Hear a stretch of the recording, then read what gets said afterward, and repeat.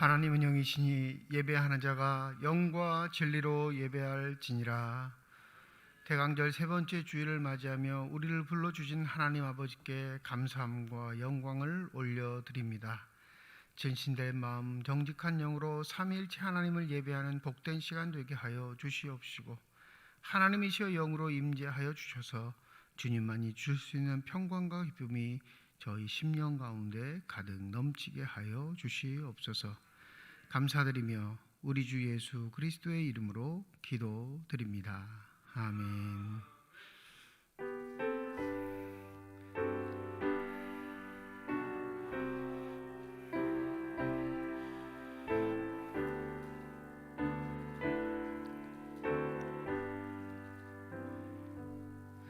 큰 영광 중에 계신 주 나 찬송합니다.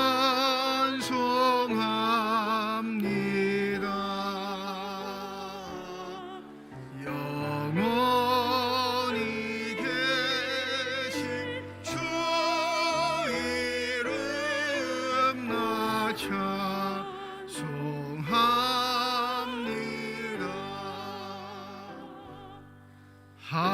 한없이 크신 능력을 나 찬송합니다. 참되고 미쁜 그 언약 나 찬송합니다.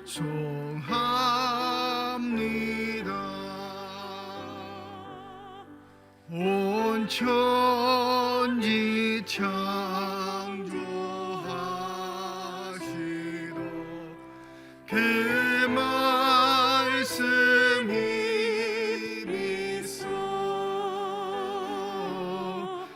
영원히 변치 않는 줄 나 믿사옵니다.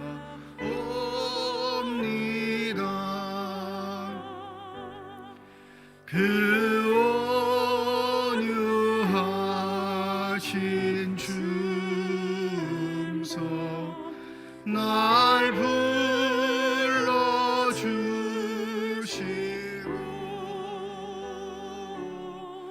그 품에 품어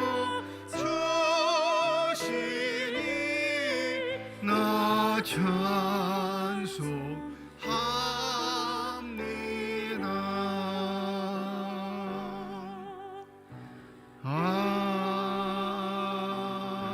아멘. 광야와 메마른 땅이 기뻐하며 사막이 백합화 같이 피어 즐거워하며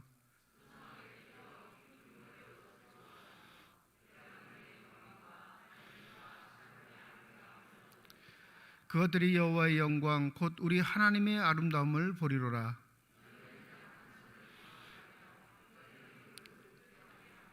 겁내는 자들에게 이르길 굳세어라 두려워하지 말라. 보라 너희 하나님이 오사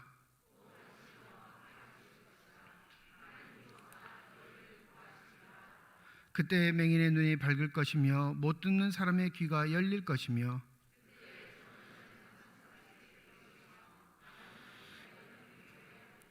이는 광야에서 물이 솟겠고 사막에서 시내가 흐를 것임이라.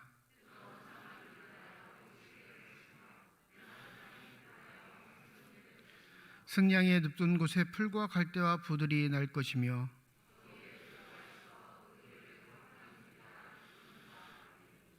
깨끗하지 못한 자는 지나가지 못하겠고 오직 구속함을 입은 자들을 위하여 있게 될 것이라. 아멘. 지난 한 주간 동안의 삶을 되돌아보며 주 앞에 참회의 기도를 드립니다.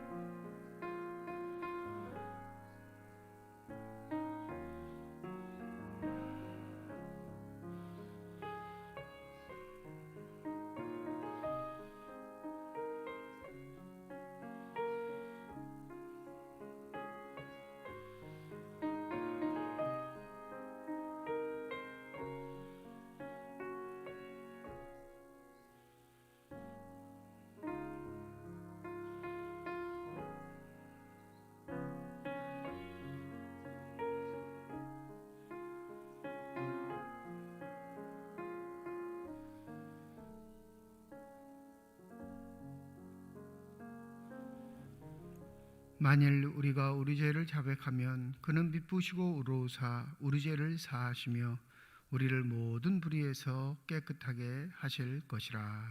아멘. 나는 전능하신 아버지 하나님 천지의 창조주를 믿습니다. 나는 그의 유일하신 아들 우리 주 예수 그리스도를 믿습니다. 그는 성령으로 잉태되어 동정녀 마리아에게서 나시고 본디오 빌라도에게 고난을 받아 십자가에 못 박혀 죽으시고 장사된 지 사흘 만에 죽은 자 가운데서 다시 살아나셨으며 하늘에 오르시어 전능하신 아버지 하나님 우편에 앉아 계시다가 거기로부터 살아있는 자와 죽은 자를 심판하러 오십니다. 나는 성령을 믿으며 거룩한 공교회와 성도의 교제와 죄를 용서받는 것과 몸의 부활과 영생을 믿습니다. 아멘.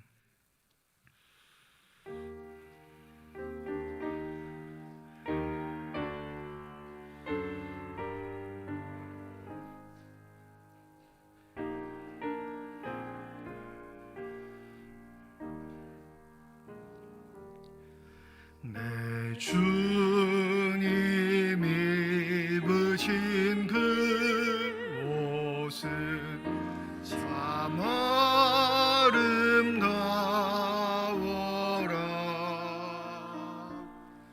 그 향기 내 맘에 사무쳐 내 기쁨 되도다.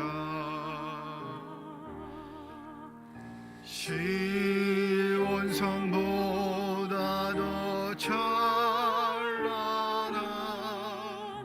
저 천성 떠나서 이 세상 오신 예수님 참 내 구세주. 내 주는 쓰라린 고통을 다 견디셨도다.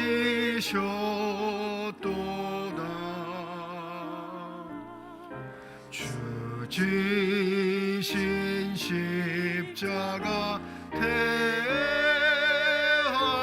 때 나 눈물 흘리네.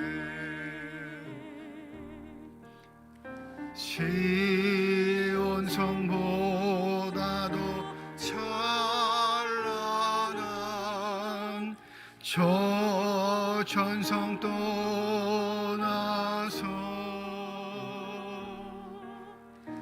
이 세상 오신 예수님 참 내 구세주. 내 주님 입으신 귀한 옷 나 만져보았네.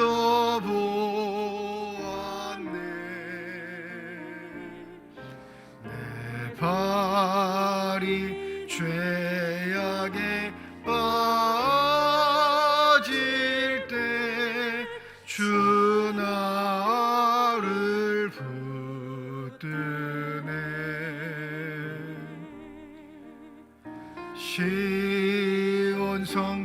시온성보다도 찬란한 저 천성 떠나서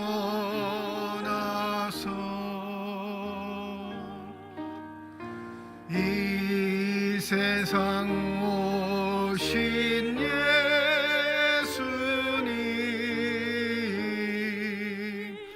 참 내 구세주. 내 주님 영광의 옷 입고 문 열어주실 때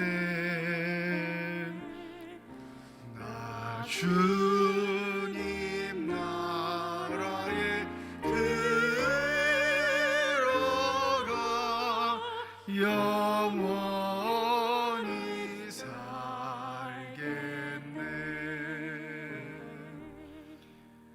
시온성보다 더 찬란한 저 천성 떠나서 이 세상 오신 예수님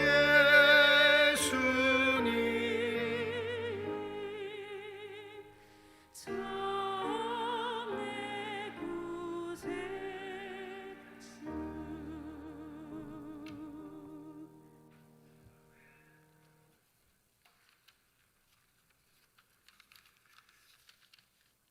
사랑과 은혜가 풍성하신 하나님 아버지, 오늘 또 주님 앞에 나와 예배드릴 수 있는 귀한 시간과 모든 여건을 허락하심을 감사드립니다.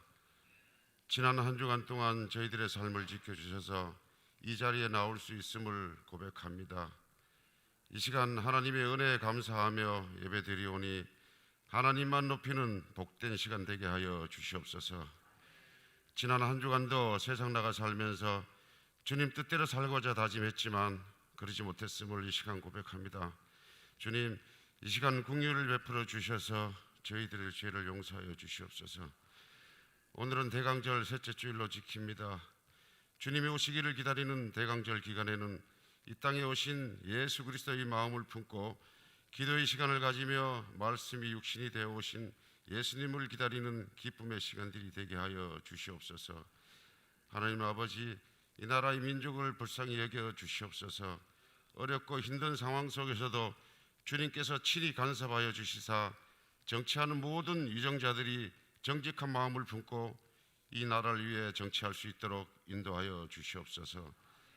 하나님께서 긍휼을 베풀어 주시사 하나님의 정의와 공의가 이루어지는 나라가 되게 하여 주시옵소서.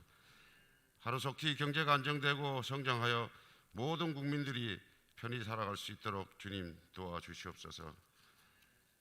교회를 위해 기도합니다. 일찍이 74년 전 이곳에 저희 삼척중앙교회를 세워주심을 감사드립니다. 저희 교회가 하나님의 말씀 속에 굳건히 세워지는 교회가 되게 하여 주시옵소서. 모든 성도들이 성령 안에서 하나 되게 하셔서 각자 받은 사명과 맡은 직분에 따라 서로 협력하여 그리스도의 몸된 교회를 온전히 세워가게 하시옵소서. 교회가 세상에 늘 관심을 갖고 세상 가운데서 그리스도의 구원의 복음을 전하는 일에 힘쓸 수 있도록 인도하여 주시옵소서. 또한 이 시간 질병으로 고통받는 한우들을 기억하여 주시옵소서. 주님께서 그들을 친히 만나 주시고 아픈 부위를 안수하여 주시사 하루속히 병마에서 벗어나 건강하게 일어날 수 있도록 주님 도와주시옵소서. 지치지 않고 주님만을 바라볼 수 있도록 믿음을 더하여 주시옵소서. 또한 생명의 말씀을 증거하실 목사님께 성령의 능력을 붙드시사 전하여지는 말씀이 우리의 심령 골수를 쪼개는 귀한 말씀 되게 하옵소서. 말씀을 통하여 우리의 눈과 귀가 열리게 하셔서 은혜가 가득 넘치는 시간 되게 하여 주시옵소서. 예배를 위해서 수고하시는 모든 봉사자들도 주님 축복하여 주시고 찬양으로 영광 돌리는 임마누엘 찬양대의 찬양을 기뻐 받아 주시옵소서. 이 모든 말씀 예수님의 이름으로 기도드립니다.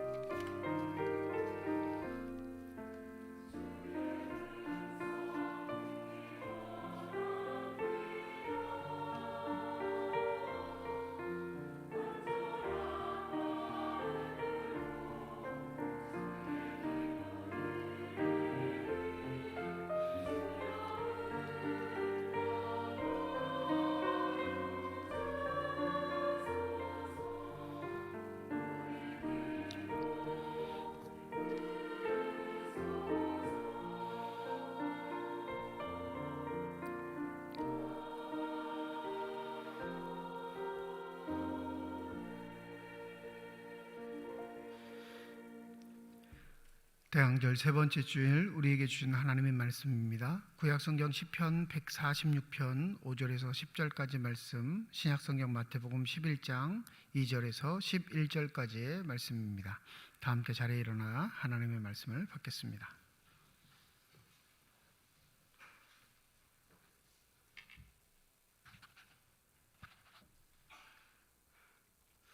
오늘 우리에게 주시는 하나님의 말씀입니다.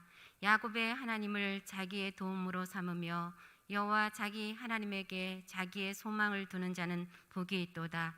여호와는 천지와 바다와 그 중에 만물을 지으시며 영원히 진실함을 지키시며 억눌린 사람을 위해 정의로 심판하시며 줄인 자들에게 먹을 것을 주시는 이시로다. 여호와께서는 갇힌 자들에게 자유를 주시는도다. 여호와께서 맹인들의 눈을 여시며 여호와께서 비굴한 자들을 일으키시며 여호와께서 의인들을 사랑하시며 여호와께서 나그네들을 보호하시며 고아와 가부를 붙드시고 악인의 길은 굳게 하시는도다. 시온아, 여호와는 영원히 다스리시고 내 하나님은 대대로 통치하시리로다. 할렐루야.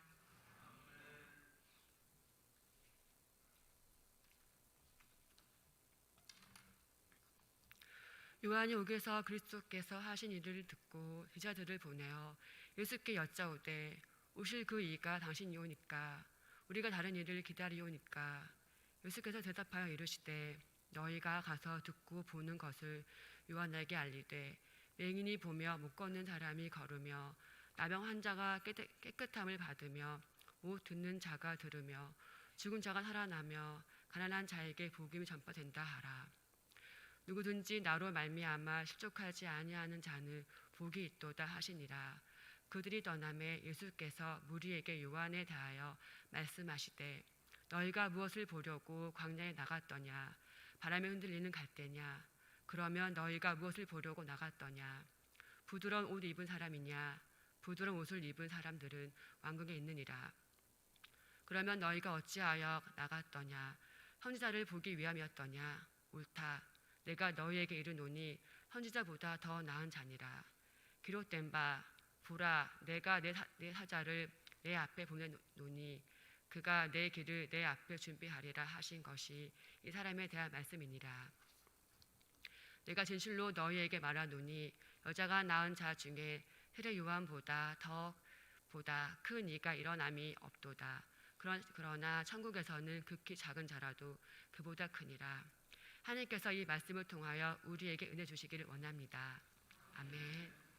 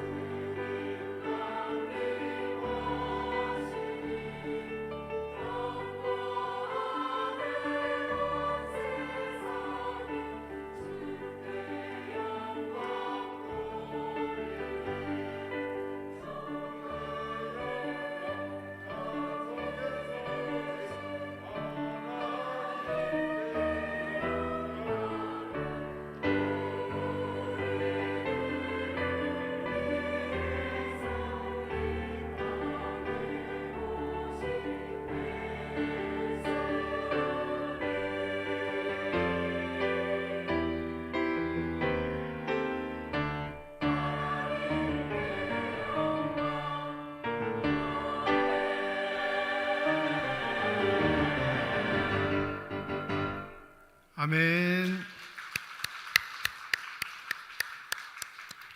기도하겠습니다. 이 시간 우리들의 눈을 열어주시사 주 형상 바라보게 하여 주시옵시고 우리들의 귀를 열어주셔서 주 음성 듣게 하여 주시옵소서.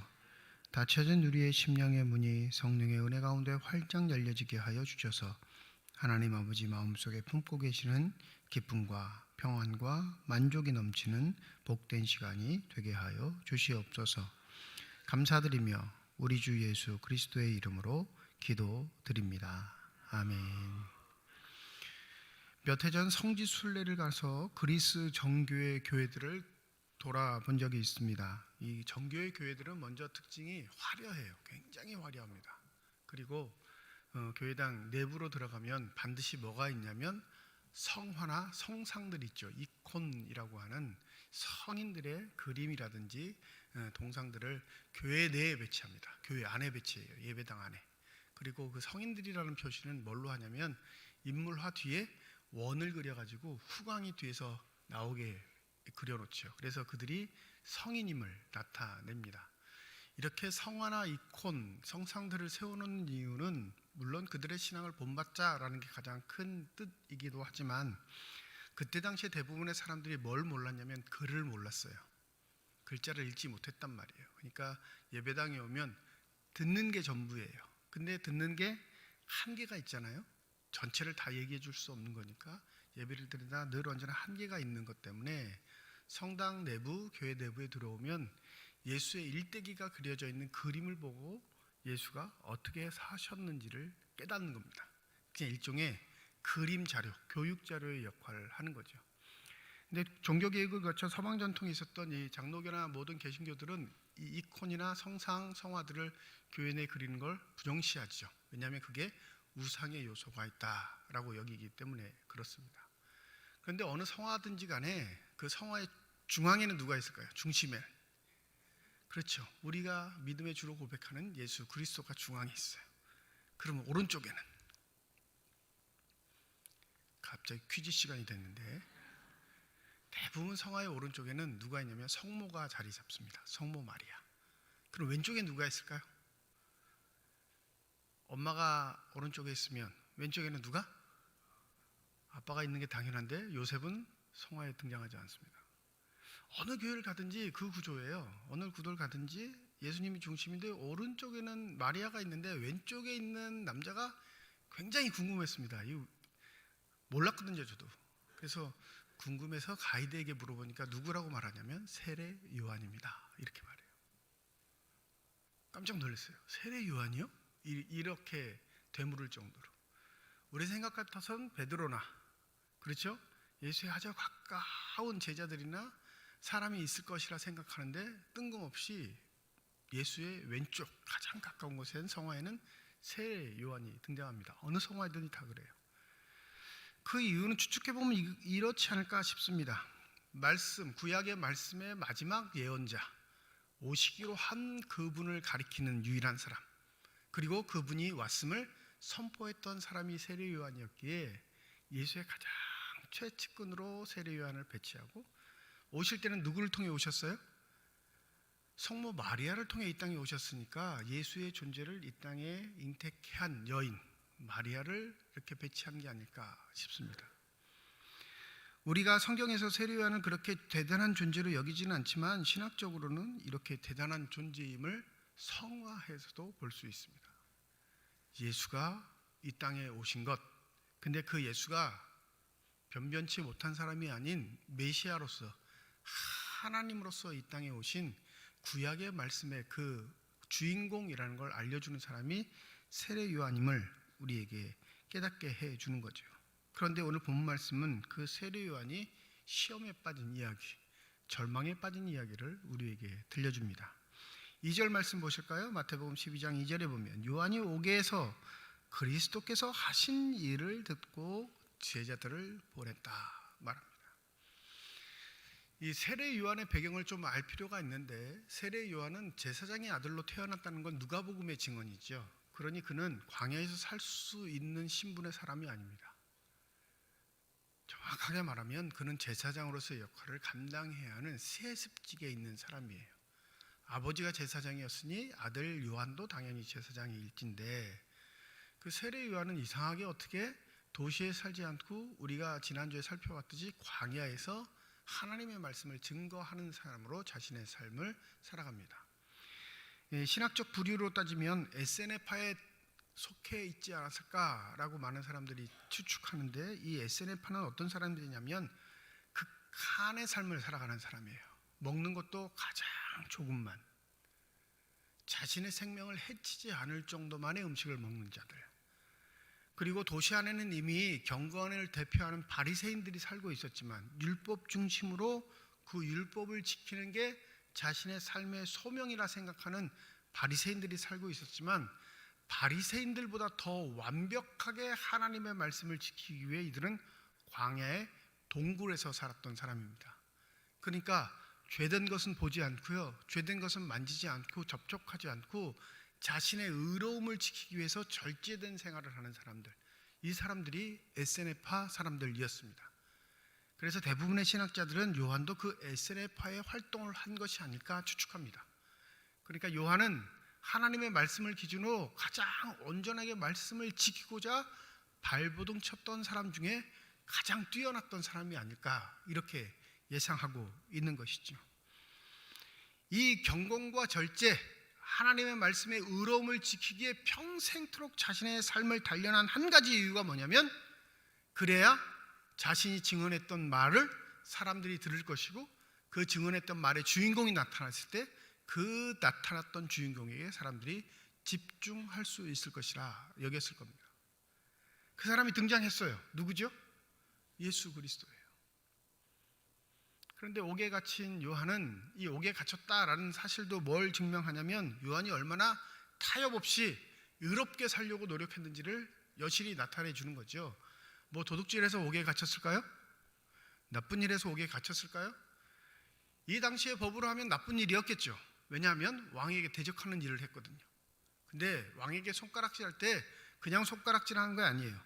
당신은 하나님의 율법으로 부도덕한 일을, 의롭지 못한 일을 한 자이기에 왕으로서의 자격이 없습니다 라고 끊임없이 외쳤기에 그는 결국 감옥행 신세가 된 겁니다. 처음부터 끝까지 하나님의 말씀으로 무장돼 그 하나님의 말씀의 진리임을 증거하며 살아갔던 사람, 일체의 악과 타협하지 않고 그 악에 물들까 두려워서 도시를 떠나 광야에서 생활했던 사람, 자신의 삶의 모든 것을 들여 그분이 오시기를 고대하며 그분이 왔을 때 과감하게 자신의 자리를 내어드린 사람, 그 사람이 세례 요한입니다. 다른 말로 하면 우리가 따라갈래야 따라갈 수 없을 정도의 믿음의 경지에 이른 사람이죠. 그러니 그가 성화에서 예수의 바로 옆에 서 있는 자로서의 자격이 없다 할 수는 없습니다. 어찌 보면 가장 강력하게 그 자리를 고수할 수 있는 유일한 사람이지요. 그런데 이 요한이 시험에 들어요. 함정에 빠집니다. 2절에 보면 제자들을 왔다 갔다 했다 하는 건 아직 이 판결이 끝나지 않은 상태임을 말해요. 아니면 당신이 유죄입니다 라고 하면 일체의 접촉을 불허했겠죠. 그런데 감옥에서도 제자들을 불러 얘기를 할 수 있다는 건 아직 재판에 계류 중인 상태, 유죄가 확정되지 않은 상태에서 요한은 제자들을 불러 묻습니다. 예수께 가서 물어봐, 우리가 다른 사람을 기다려야 하는지.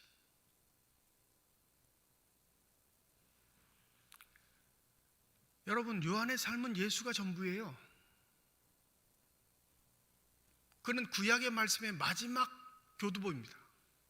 즉 구약의 말씀을 예수와 연결시켜주는 마지막 인물이에요. 시작에 등장하는 인물이긴 하지만 그 배경은 철저하게 구약 말씀의 배경을 둔 사람입니다. 그러니 얼마나 뛰어난 사람일까요? 구약에 예언됐던 모든 사람들이 가리키고 있는 예수 그 한 사람을 눈으로 목격한 자. 그러니 예수가 뭐라고 하시냐면 선지자보다 뛰어난 자이다 라고 말하는 건, 선지자들은 나 예수를 보지 못했지만 세례 요한은 봤어요, 못 봤어요? 봤기 때문에 선지자보다 더 뛰어난 자이다 칭찬하시는 거예요. 그런데 그가 예수를 향해 뭐라고 해요? 당신 혹시 가짜 아닙니까? 이렇게 물어보는 거예요. 우리는 진짜를 기다리고 있습니다. 혹시 가짜면 말씀해 주십시오. 내 삶이 억울하지 않으면, 내 삶이 허비됐다, 내가 실망하지 않으면 당신이 진짜라고 믿기에 내가 그 자부심을 갖고 이렇게 살아왔는데 혹시 가짜라면 얘기해 주세요. 지금이라도 내 삶의 시간을 되돌이킬 수 있는 기회를 달라 요구하는 겁니다. 놀랍게 자신이 그렇게 학수고대하던 예수 때문에 실족하게 되는 상황이 벌어진 거죠. 여러분, 이 정도가 되면 예수의 반응은 어떠해야 할까요? 네? 여러분과 제가 생각하는 예수의 반응은 어때야 돼요? 감옥으로 찾아가야죠. 그게 예언자에 대한 도리가 아닐까요? 평생을 하나님의 말씀을 듣고 그 백성들을 불러 모으기 위해 수고했던 하나님의 사람에 대한 도리가 아니겠냐, 이 말씀을 드리는 겁니다. 그게 사람이 갖고 있는 예의예요. 이 본문을 볼 때 여러분, 예수의 태도에 화가 나셔야 내가 정상적인 사람인 겁니다.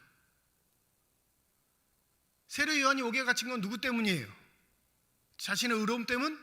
자신의 성질 때문? 자신의 기분 때문입니까? 아니에요. 하나님의 말씀을 지키고자 하는 열의와 열망 때문입니다. 세상을 좀 좋게 바꿔보자 하는 그 정의로움을 앞서 하나님의 말씀이 그는 부정한 자이다 라고 말하기에 그 부정함을 외쳤던 사람이에요.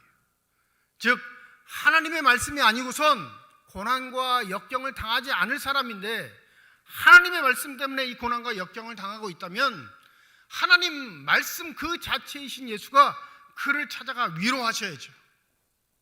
이게 우리가 가지고 있는 상식입니다. 근데 예수는 냉담하셔요.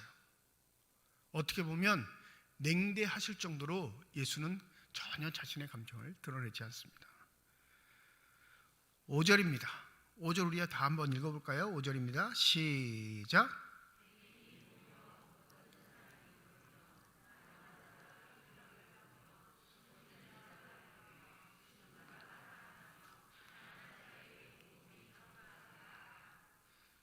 이사야 선지자의 말씀을 인용하긴 하지만 여러분, 이 말씀은 요한에게 경멸의 말로 들렸을 거예요. 여러분, 등장하는 맹인, 못 걷는 사람, 나병 환자는 깨끗한 사람일까요? 더러운 사람일까요? 율법에 의하면 이 사람들과는 어울릴 수 없습니다. 하나님의 말씀에 의하면 이 사람들과 접촉할 수 없어요. 극한의 의로움을 지키기 위해 동굴에서 살았던 SNF의 사람들이 제일 경멸하는 사람들이 누구냐면 이 부류의 사람들인 거예요. 자기에게 죄를 오염시키는 사람들. 그러니 이 말은 뭘 말하는 거야? 네 삶의 태도가 틀렸어, 이렇게 꼬집는 거예요. 네 기준이 틀렸다니까. 그럼 이렇게 대답할 수 있죠. 목사님, 요한이 갖고 있는 삶의 기준은 하나님의 말씀에 근거한 거잖아요. 그런데 왜 예수가 틀렸다 하시지요? 기록된 구약의 하나님의 말씀보다 살아 등장하시는 예수의 기준이 더 완벽하다는 사실을 잊지 마시기 바랍니다. 예수는 그걸 얘기하고 있는 거예요. 기록된 하나님의 말씀, 율법의 기준을 너희에게 준 건 너희들이 그 선을 넘어가 극악무도한 자가 되지 못하도록 마지노선으로 정해진 말씀이라는 사실. 그래서 바울은 그 율법을 뭐라고 하죠? 몽학선생이라 말합니다. 아주 어린아이가 혼자 학교 가지 못할 때, 그 나이가 될 때 그 학교에 데려다 주는 사람을 몽학선생이라 이렇게 표현했거든요. 그러니 길 잃지 않도록 학교에 갈 수 있게끔 도와주는 존재, 그게 뭐라는 거예요? 율법이라는 거예요.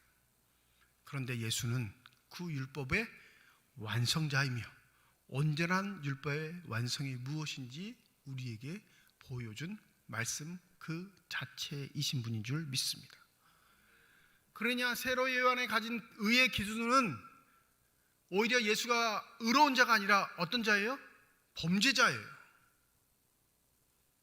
율법의 기준으로 보면 그는 악한 자입니다. 하나님의 사람이라고 할 수 없는 일들을 벌이는 거예요. 자신은 여태껏 하나님의 말씀을 지키기 위해 더러운 것은 만지지도 않았고 죄악엔 가까이 가지도 않았고 그 근처에 얼씬거리지도 않았는데 예수는 적극적으로 죄인들을 만납니다. 그들을 접촉해요.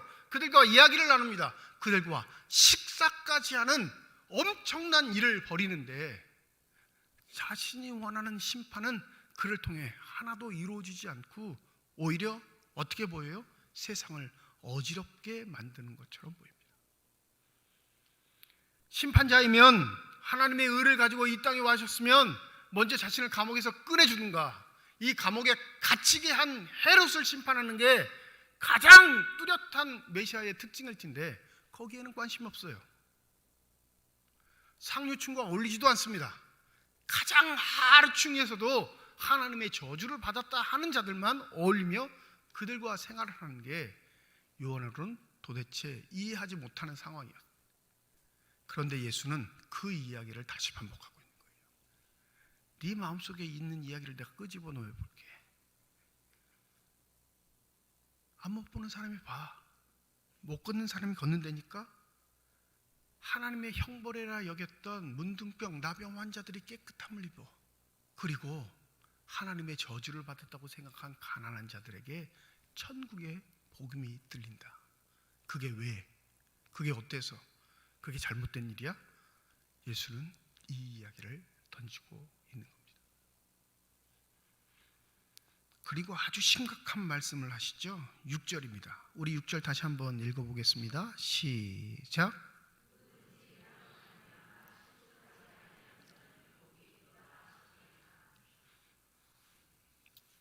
이게 충격적인 말씀인 게 예수 스스로가 산상수훈에서 하셨던 말씀 중에 이 세상에 실족하지 아니하게 하는 일이 없을 수는 없으나 실족하게 하는 그 사람에게는 벌이 따르니 라고 말씀하셨어요. 세상엔 실족하는 일이 끊이지 않는다는 거예요. 그런데 실족하는 사람이 문제라는 거예요? 실족하게 하는 사람이 문제라는 거예요? 실족하게 하는 사람이 문제라는 거예요. 근데 오늘 본문에는 실족하게 하는 사람이 누구죠? 세례 요한이에요? 예수예요? 예수예요. 그럼 예수가 문제일까요? 실족하는 사람이 문제일까요? 오늘 본문에서 예수가 문제예요? 세례 요한이 문제예요? 그럼 예수가 하셨던 말하고 부딪히잖아요. 여러분, 이건 관계성의 문제입니다. 사람과 사람과의 관계는 실족하게 하는 사람이 문제예요. 그러니 여러분, 교우들과의 관계는 내가 그 문제의 원인이 되지 않기 위해 기도하고 조심하셔야 합니다. 근데 하나님과 사람과의 관계는 실족하는 자가 문제인 이유는 하나님은 완벽하신 분이시기 때문에 그렇습니다. 믿으십니까? 예수는 완벽하신 분이세요. 믿으십니까? 그걸 아멘으로 고백해야 우리의 신앙이 올바른 거예요. 예수와의 관계에서 실족하게 하는 사람, 예수가 문제가 아니라 실족하게 되는 사람, 믿는 자가 문제라는 사실. 그러면 왜 실족하게 할까요? 왜 실족하게 되겠습니까? 예수에 대한 기대가 하나님의 의도와는 다를 때, 하나님이 이 땅에 오셔서 그 아들 예수를 보내신 그 의도와 우리의 의도가 다를 때 결국엔 우리는 실족할 수밖에 없는 존재가 된다는 사실을 잊지 않으셔야 합니다. 자기 세계에 갇혀 자신의 의로움을 드러내고자 했던 세례 요한, 그 세대에는 존경받고 사랑받았던 사람이긴 하지만 그도 역시 한계가 있는 존재였습니다. 그도 역시 연약한 존재였습니다. 그도 역시 예수 앞에는 보잘것없는 믿음을 가진 사람일 뿐이었습니다. 그러니 예수가 자신의 의도대로, 자신이 말한 대로, 자신이 생각한 대로 움직여 주길 바랬던 거예요. 그런데 그렇지 않거든요. 자신이 평생도록 쌓아왔던 의, 그 의를 지키기 위한 몸부림의 시간이 허망해질 도록 예수는 그것을 다 무너뜨려 버렸습니다. 자신은 맹인을 만나지 않았습니다. 못 걷는 사람을 쳐다보지도 않았고요. 나병 환자에게는 관심을 두지도 않았습니다. 그리고 가난한 자들을 긍휼히 여기지 않음은 바로 그때 당시에 통용되었던 하나님의 사람들, 하나님의 축복받은 사람들은 잘 살게 된다라는 사실에 얽매여 있음을 자기 스스로도 몰랐던 거예요. 자신의 의가 최고이며 가장 복된 것을 증명해 주신 분이 메시아였다는 사실 그 하나만 가지고 살아왔는데 그 메시아가 오히려 자신의 삶의 과거 시간들을 철저하게 깨부수는 것을 보고 그는 공분에 사로잡힌 겁니다. 우리도 이럴 때가 많죠. 내가 고난을 당하면 그 고난의 이유가 하나님께 있는 것처럼 하나님을 원망합니다. 내가 잘못된 일을 만나면 그 잘못됨이 하나님께 이유가 있는 것처럼 하나님 앞에 원망을 토로해내죠. 하나님, 내가 얼마나 하나님을 열심히 사랑하고 교회를 섬겼는데 이러십니까? 하고 원망의 이야기들을 토로냅니다. 여러분, 한 가지 묻죠. 건강의 문제는 하나님 문제일까요? 내 문제일까요? 솔직히 말하면 내 문제예요. 내가 잘못 산 겁니다.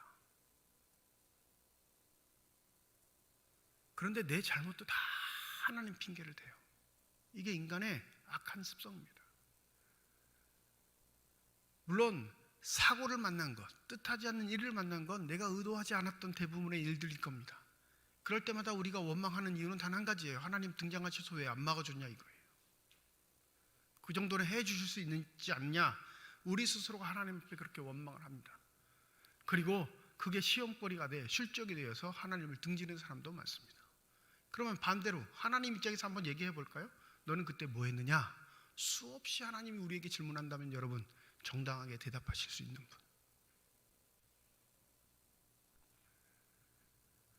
하나님은 그래도 우리를 사랑하셔서 우리의 영혼을 지옥에 떨구지 않으시는 분이십니다. 믿으십니까?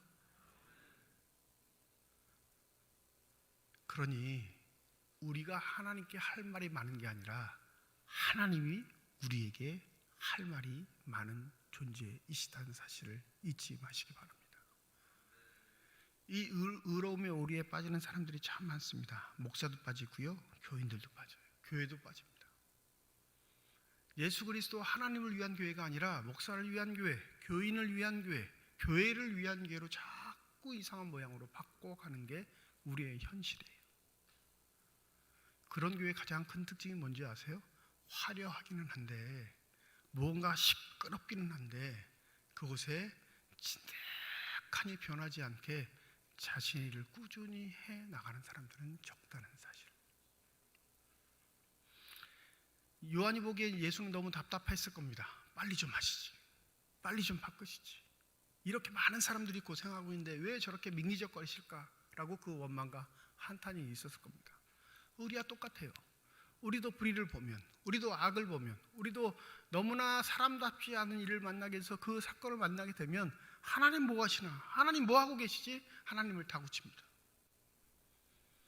그런데 우리가 꼭 생각해야 할 것, 내가 의로움의 판단을 할 수 있는 심판자가 아니라 그 심판을 당하게 되는 사람이라는 사실입니다. 물론 악을 묵인하자라는 말은 아닙니다. 또 의로움과 불의함들을 서로 섞어버리자라는 말도 아닙니다. 그런데 내 의가 너무 앞서 하나님의 의를 망치는 건 하나님의 의를 모르는 사람들의 전형적인 삶의 특징입니다. 여러분, 여러분의 목소리를 내기 전에 다시 한번 생각해 보시기 바랍니다. 이게 하나님의 나라를 위해 유익할 것인가? 혹여 내 스스로의 좁은 소견과 판단은 아닐 것인가? 목사인 저도 날마다 그 생각을 하고 삽니다. 그런데 지금까지 해온 목회 일정에서 늘 언제나 결론은 내 의도보다 하나님의 의도가 언제나 완벽했다라는 사실입니다. 기다릴 때가 더 좋을 때가 많아요. 인내할 때가 더 풍성한 걸 거둘 때가 많습니다. 그래서 아차 싶을 때가 참 많아요. 그래서 목사들이 이런 함정에 빠지는구나 라고 생각할 때가 참 많습니다. 하나님의 나라가 더디 오신다 생각하십니까? 그 더디 오심은 아직 우리에게 기회를 주었다는 사실임을 잊지 마시기 바랍니다. 그래서 우리가 가진 관습, 우리가 가지고 있는 전통, 우리가 가지고 있는 신앙의 힘들이 아닌 예수에게만 초점을 맞출 수 있는 저와 여러분이 되기를 소원합니다. 세례 요한은 예언자로 살았지만 예수의 제자로 살 생각은 없었던 것 같아요. 예수가 오셨다라는 걸 가리키는 사람이었지만 예수를 따르기로 작정하지는 않았던 것 같습니다. 답답해 보여도, 억울해도, 희미하게 보여 그 어떤 것 하나 확신을 가질 수 없을 그때라도 예수만 바라보고 예수를 따라가는 저와 여러분이 되시기를 소원합니다. 그것이 사는 길이고 그것이 우리에게 온전한 평화를 누리는 영원한 진리의 길이 될 줄 믿습니다. 이 은혜가 저와 여러분의 있기를 주님의 이름으로 축원드립니다. 기도하겠습니다. 혹 우리는 우리가 만들어낸 예수를 믿고 있는 것은 아닌지, 우리가 바라고 소망하고 있는 예수를 바라보고 있는 것은 아닌지, 세례 요한에게 실족함의 걸림돌이 된 건 예수 자체였음을 다시 한번 기억하게 하여 주셔서 우리가 만든 예수가 아닌 이 땅에 오신 참 구주가 되신 성경에 말씀하신 그분 예수 그리스도를 따를 수 있는 믿음의 선한 사람들이 되게 하여 주시옵소서. 감사드리며 우리 주 예수 그리스도의 이름으로 기도드립니다. 아멘.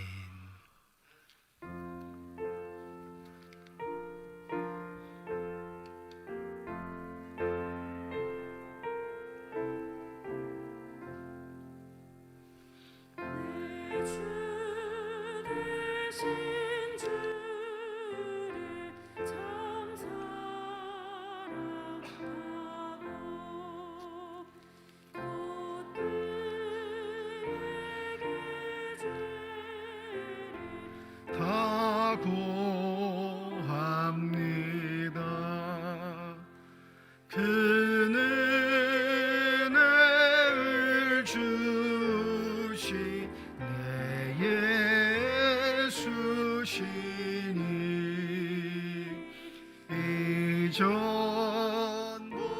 이전보다도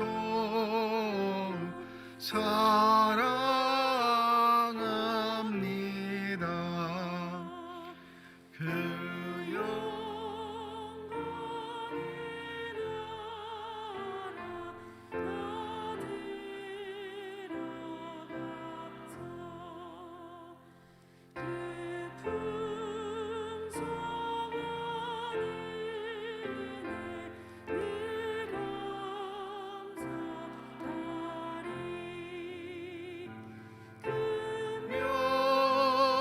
멸류관 쓰고 나 찬송할 마 이전보다 더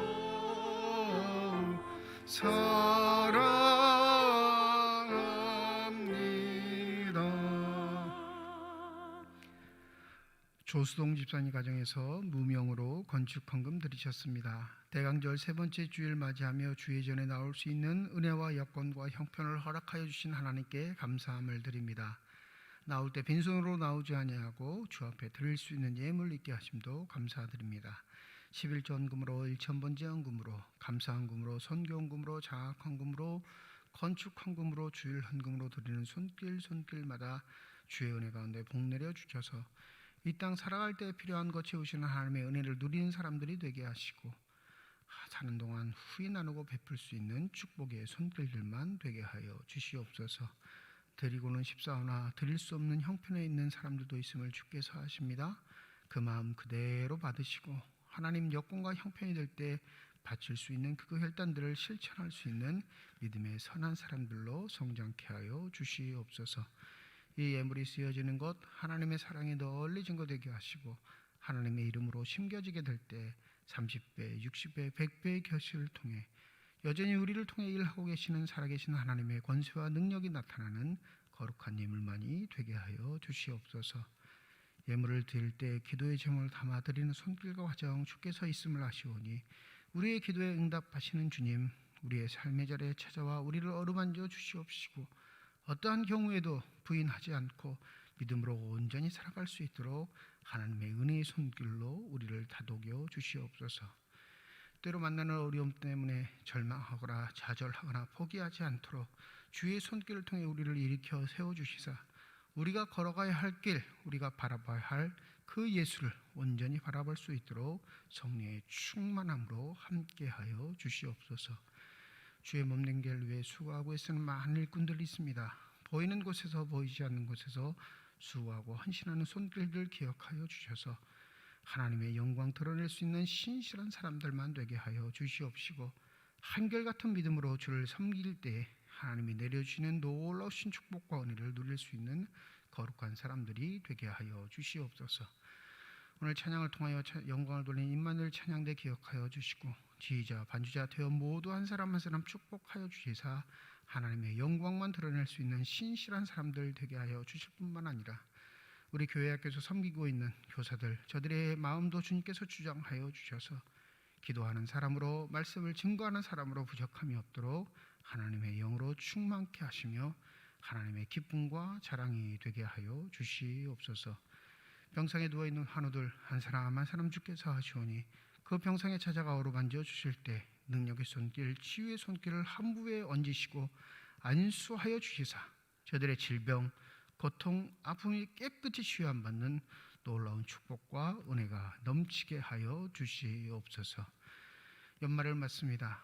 송년을 맞는 우리의 마음이 우리보다 더 어려운 이웃들, 가난한 자들, 힘든 자들을 위해 내미는 사랑의 손길이 되게 하여 주셔서 주의 교회가 더욱더 하나님의 사랑을 증거하기에 부족함이 없는 신실한 교회로 성장케 하여 주시옵소서.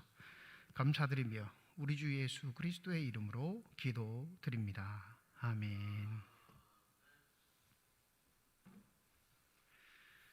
우리 인사하겠습니다. 하나님의 축복이 여러분과 함께. 네, 감사합니다. 옆에 분과 손 흔들면서 인사하시죠. 하나님의 축복이 옆에 계신 분과 함께. 네, 감사합니다.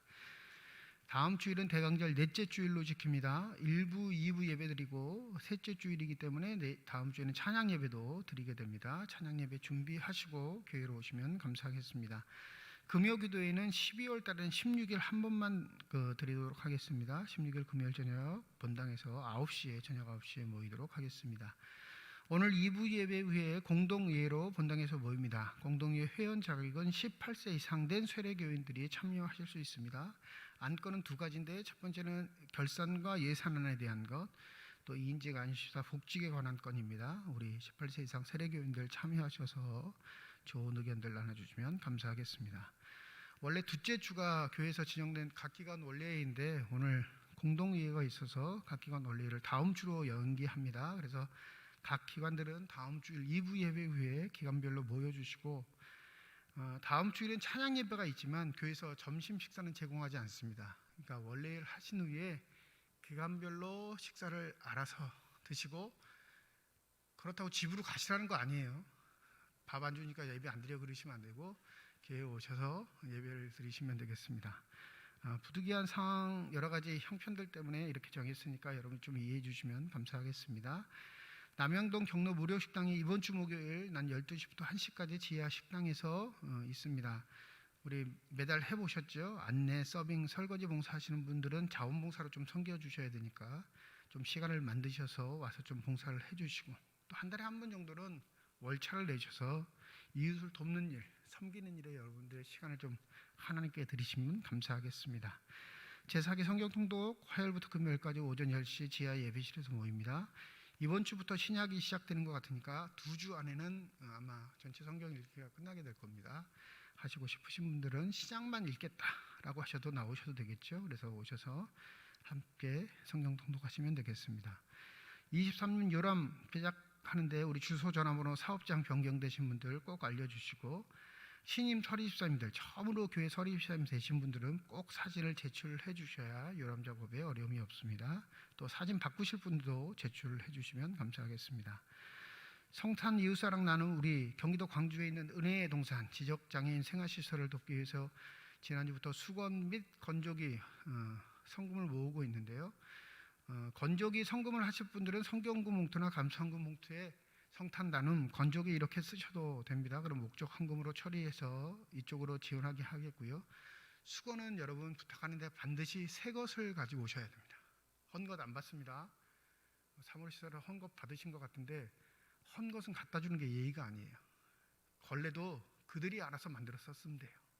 헌것 갖다 주면서 이거 걸레 쓰세요 그러면 주는 사람의 예의가 아닌 거예요. 그러니까 굳이 안 되시면 안 갖고 오셔도 돼요. 집에 남아있는 새 수건을 말씀드린 거예요.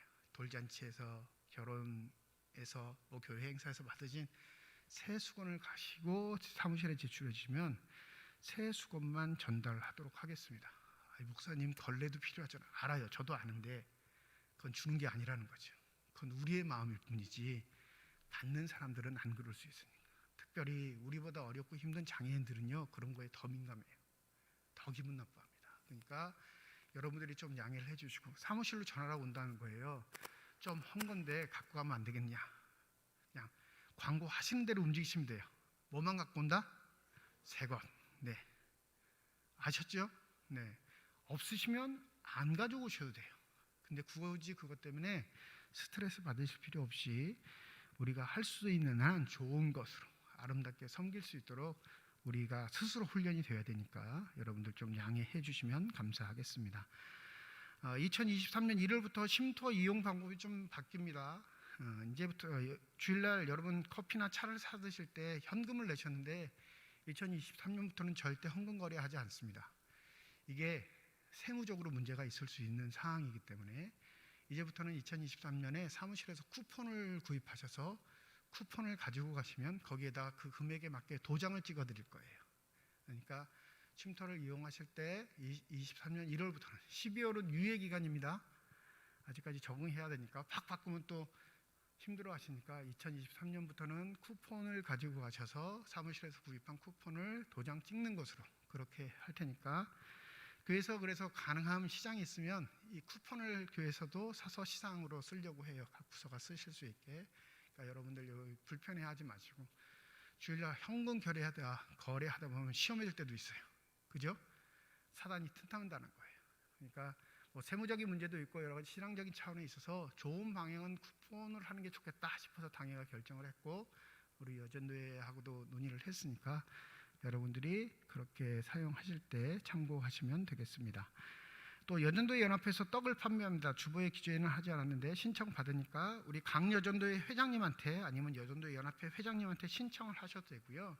14일 수요일 날 오전 10시에 떡을 나눠준다고 하니까 그날 오셔서 사셔도 된다고 하시네요. 그래서 혹시나 없을까봐 미리 신청을 받는 거니까 떡 필요하신 분들은 연합회에 신청하셔서 떡을 구입하시면 되겠습니다. 또 주보에 광고 실지는 못했는데 우리 박재석 안수집사님께서 23년 표를 예쁘게 이렇게 제작해 주셨습니다. 본당 1층 로비 저 교육관 입구에 가셔도 표를 제작해 놓으셨으니까 한번 보시고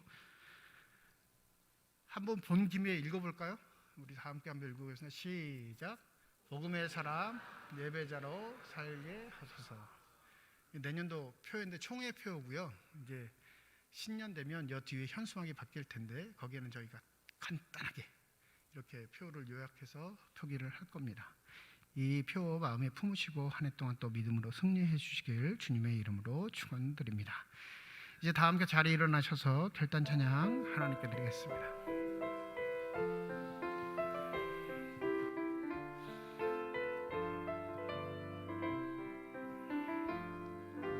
주님 다시 오실 때까지 나는 이 길을 가리라.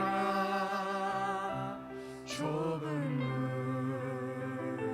좁은 길 나의 십자가 지고 나의 가는 이 길 끝에서 나는 주님을 보리라. 영광의 내 주님 나를 맞아주시리. 주님 다시 오실 때까지 나는 일어나 달려가리라. 주의 영광 온 땅 덮을 때 나는 일어나 노래하리. 내 사모하는 주님 온 세상 구주시라. 내 사모하는 주님 영광의 왕이시라. 내 사모하는 주님 온 세상 구주시라. 내 사모하는 주님 영광의 왕이시라.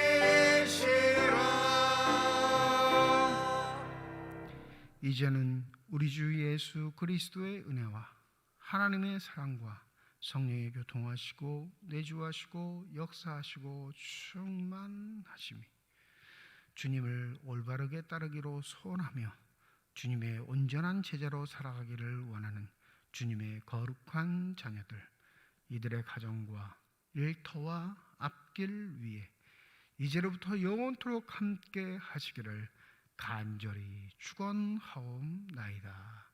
아멘.